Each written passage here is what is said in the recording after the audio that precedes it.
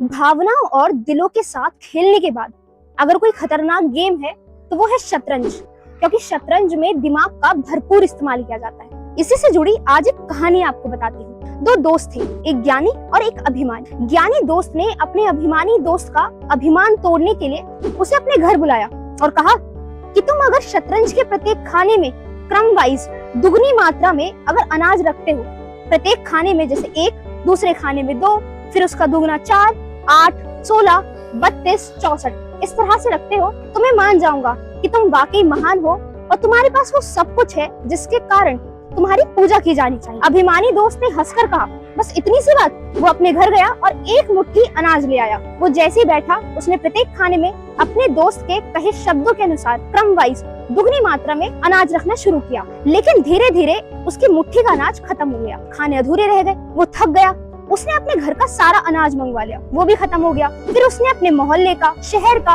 यहाँ तक कि उसने जितना हो सकता था सारा का सारा अनाज खरीद लिया। लेकिन वो खाने अधूरे ही रह गए, क्योंकि शतरंज में 64 खाने होते हैं और 64 खानों को भरने के लिए लगभग 18 क्विंटिलियन की जरूरत पड़ेगी। दोस्तों, ये इतनी मात्रा है जितनी मात्रा में पृथ्वी पे रह रहे लोग हजारों वर्षों तक खाना खा सकते हैं। अंत में अभिमानी दोस्त को हार माननी पड़ी और उसने ये जाना कि ज्ञान के सामने अभिमान वाकई ही शून्य है और प्रकृति चाहे किसी का भी अभिमान हो, कितना ही शौहरत का नशा क्यों ना हो, सब तोड़ देती है। दोस्तों, अगर आपके आसपास भी ऐसे ही लोग हैं जो अभिमान में, शौहरत में, नशे में चूर रहते हैं, तो एक बार उनको ये शतरंज का गेम खिलवा ही दीजिए और ऐसे ही अमेजिंग सी जानकारी, कहानियों के लिए अपनी अनंत यात्रा को फॉलो कर ले।